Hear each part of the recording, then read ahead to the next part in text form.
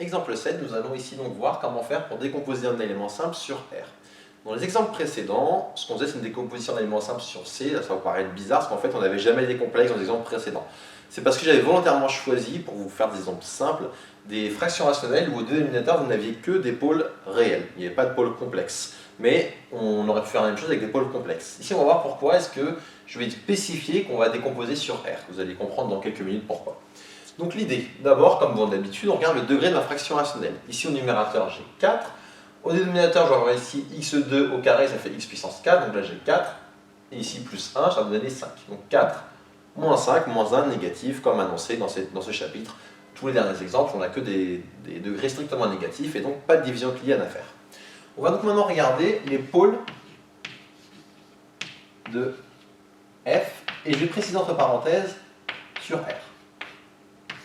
Je vous dirai à l'oral ce qui serait passé sur C. Sur R, qu'est-ce qui va se passer? X-1, quand est-ce que ça va s'annuler? Ça va s'annuler en 1. Il va y avoir 1 d'ordre 1. L'autre terme, x carré plus 1, sur R, il ne s'annule jamais en fait. Sur R, ce x carré plus 1 ne s'annule jamais. Du coup, sur R, je n'ai pas d'autres pôles. Je vais voir ce que j'ai d'autres, mais je n'ai pas d'autres pôles. Petite parenthèse, si je devais faire la décomposition d'éléments simples sur C, pour trouver les pôles, j'aurais calculé le discriminant de ce polynôme, ou bien j'aurais vu directement que les pôles sont i et moins i. Les racines de x carré plus 1, c'est i et moins i. Du coup, ça m'aurait donné x moins i au carré fois x plus i au carré, et j'aurais eu i d'ordre 2 et moins i d'ordre 2, et j'aurais fait comme dans ce qu'on a fait dans toutes les vidéos précédentes, sauf qu'il y aurait eu des i à manipuler. À part ça ne change pas du tout.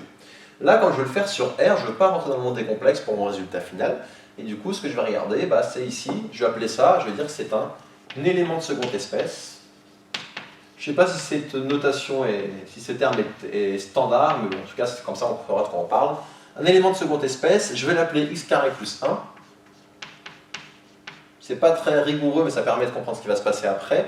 Et comme il est au carré, je veux dire qu'il est ordre 2. Pareil, c'est pas très rigoureux, mais ça permet de comprendre ce qui va se passer après. Donc en vrai, x carré plus 1, je ne peux pas dire qu'il est ordre 2, enfin bref. Ce qui compte, c'est que vous reteniez après la suite. Grâce à ça, la décomposition en éléments simples, la forme, ça va être la suivante. Pour tout ce qui est les pôles, ça ne va rien changer. Comme j'ai 1 qui est d'ordre 1, je vais avoir A sur x moins 1. Ici, une chose qui ne va pas changer non plus, comme x carré plus 1 est d'ordre 2, il va me fournir deux termes. Donc ça va être quelque chose au numérateur que je n'écris pas volontairement, facteur de x carré plus 1. Et comme c'est d'ordre 2, je vais avoir la même chose avec du x carré plus 1 au carré. Comme c'est ordre 2, je m'arrête au carré. Imaginons que j'aurais eu ici puissance 4, j'aurais eu un terme en plus en x carré plus 1 au cube, et un terme en plus en x carré plus 1 puissance 4. Et c'est là qu'il y a une petite nouveauté. En fait, ce qui se passe ici, c'est que comme dans ce genre de situation, ce polynôme n'a pas de racine réelle, x carré plus 1, x carré plus 1 carré n'ont pas de racine réelle, ces deux polynômes, au numérateur, je ne vais pas avoir la même chose, je ne vais pas avoir juste une constante. Ce qui va se passer, c'est que je vais avoir au-dessus un élément de degré 1. Comment j'écris un polynôme de degré 1? Ça va être, là la constante a est prise, je vais l'appeler bx plus c. Et ici, je continue un autre polynôme de degré 1 qui vont être, je continue mes constantes de l'ordre alphabétique, dx plus e. Donc voilà ce qui change quand je fais une décomposition en éléments simples sur l'ensemble des réels. Je fais ce genre de choses, c'est-à-dire qu'au numérateur, j'obtiens des polynômes de degré 1 au-dessus des éléments de seconde espèce. Pour ce qui est les pôles, c'est classique, c'est comme on a vu jusqu'ici. Et maintenant, c'est comme depuis tout à l'heure, il faut trouver les constantes A, B, C, D et E. Juste, je vais remettre ici mes petits codes couleurs, vous compreniez bien. Donc le 1 d'ordre 1, il m'a fourni ce terme-là. Et ici, mon élément de seconde espèce, x carré plus 1 d'ordre 2, m'a fourni ces deux termes qui sont ici.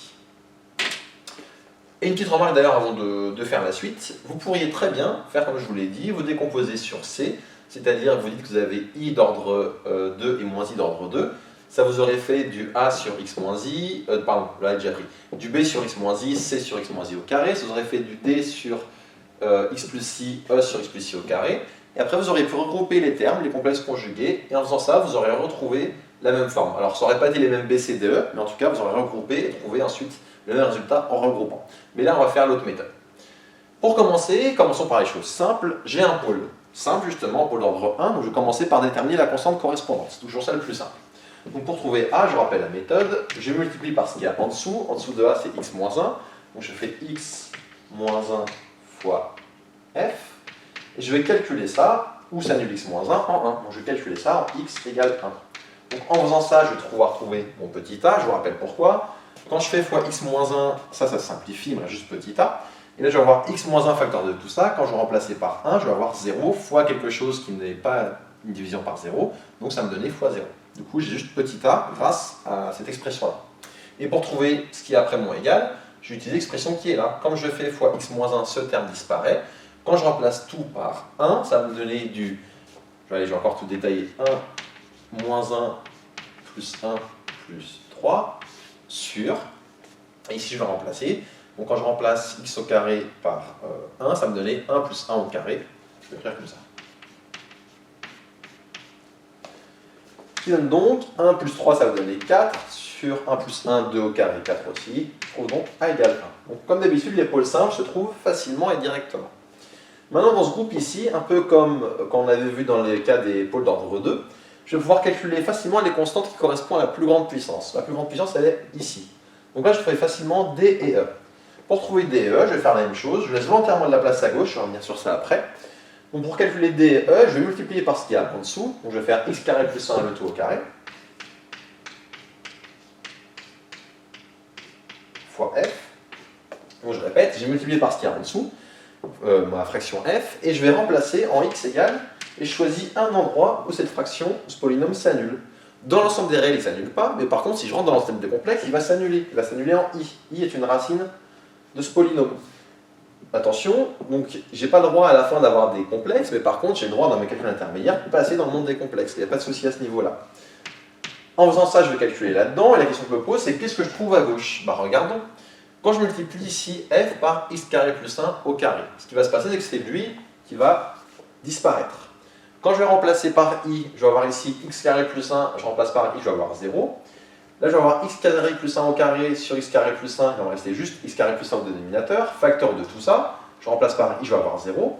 Et ici, attention, quand je remplace x par i au numérateur, je vous laisse voir, donc j'ai caché le dénominateur, je remplace x par i au dénominateur, il va me rester ni juste e, ni juste d, il va me rester d fois i plus e. Donc il me reste d fois i plus e. Je l'écris.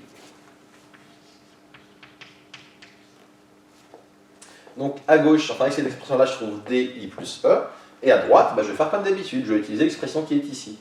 Donc je vais remplacer en haut tous les x par i. Ça va me donner du i puissance 4 moins i puissance 3 plus i plus 3. Divisé par x carré plus 1 au carré qui est là, il a disparu. Et là, je vais avoir x moins 1. Je remplace x par i, ça fait i moins 1. On va faire le calcul. Ça va donner i puissance 4. Je vous rappelle, on a i au carré qui vaut moins 1. Donc i puissance 4, c'est i au carré, c'est moins 1 au carré, c'est 1. Moins i au cube.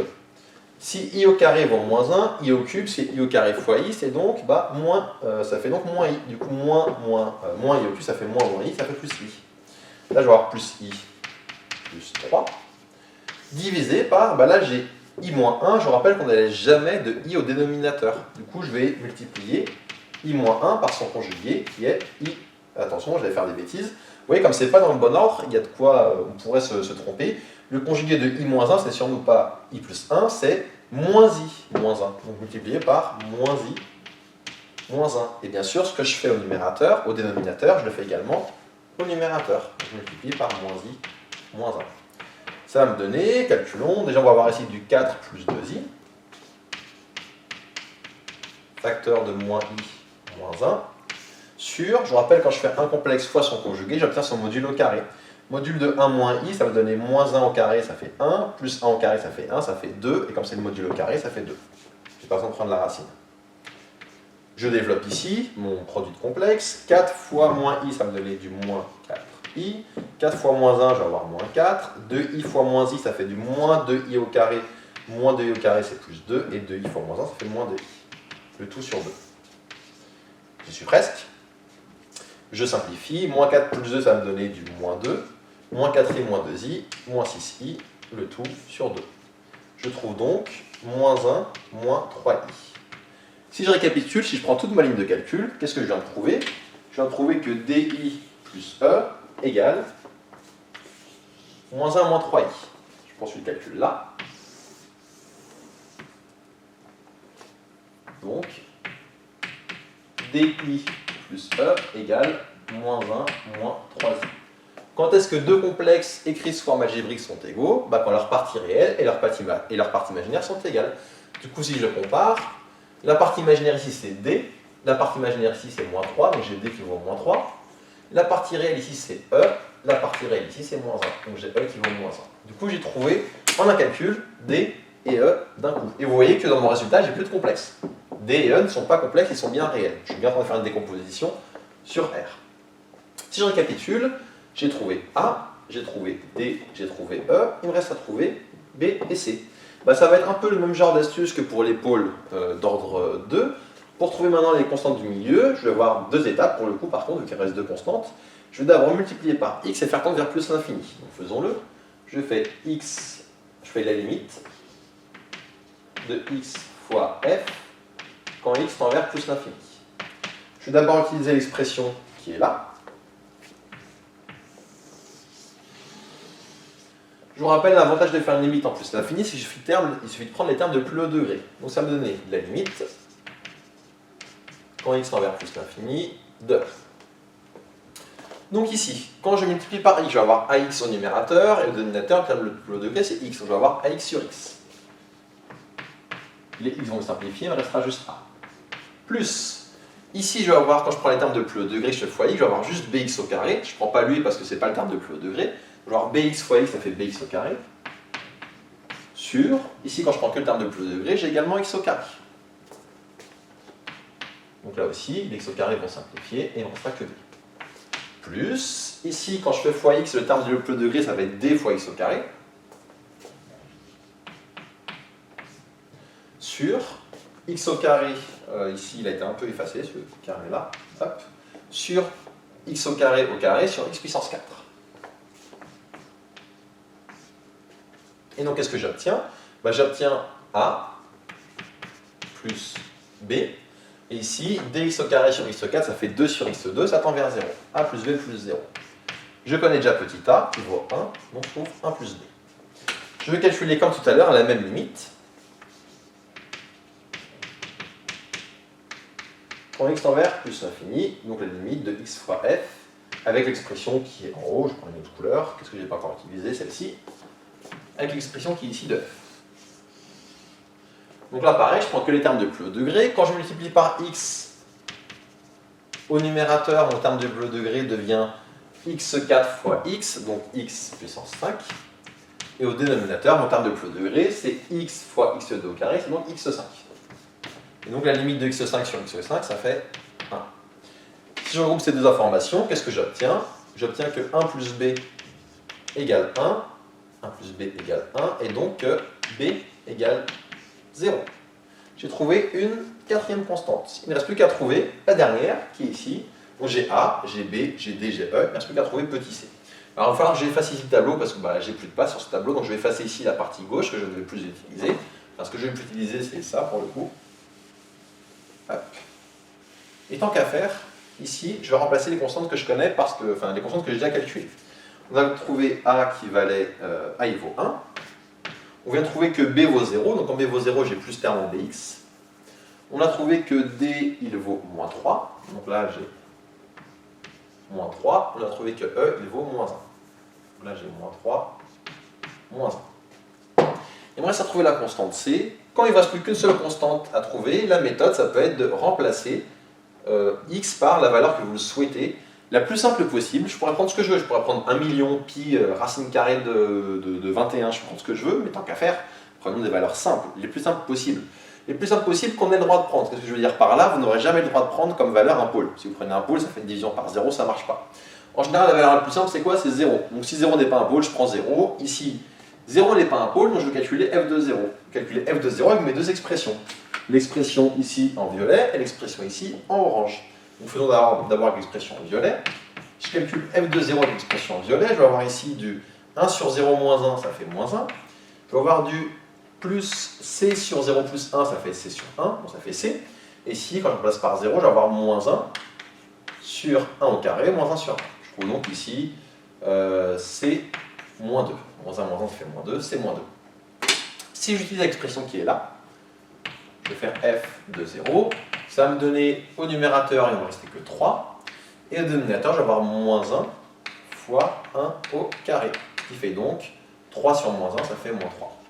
Autrement dit, qu'est-ce que j'en déduis? Un peu comme tout à l'heure, je regroupe ces deux infos que j'ai ici. Je trouve donc que, si je regroupe ces deux choses-là, C-2 que j'ai trouvé ici égale moins 3 que j'ai trouvé ici. Pourquoi? Parce que j'ai calculé deux fois la même chose, j'ai calculé deux fois f0 avec les deux expressions que je connais de f. Donc forcément, les deux résultats que je trouve sont égaux. Si C-2 vaut moins 3, bah ça me donne C qui vaut moins 3 plus 2, C égale moins 1. Et donc bah, j'ai terminé en fait. Qu'est-ce que j'en déduis? J'en déduis que f, et vous aurez la conclusion ici. J'en déduis que f, il vaut 1 sur x moins 1, c ça vaut moins 1, donc ça me donne ici moins 1 sur ça. Et là, moins 3x moins 1, je peux mettre le moins en facteur devant la fraction. Et je trouve donc ici cette chose-là pour la décomposition en éléments simples de grand F. Donc vous voyez que dans le cas où je décompose sur R et où je n'ai pas que des racines réelles, que j'ai des racines complexes, c'est un peu plus compliqué pour le coup que quand on décompose sur C, où je répète ce qui se passe sur C. Sur C, en fait, vous n'aurez jamais ce cas de figure où vous avez un polynôme qui n'a pas de racine. Sur C, tous vos polynômes admettront des racines. Donc vous pourrez toujours faire la même méthode qu'on a vu dans tous les exemples précédents. Donc voilà pour cet exemple.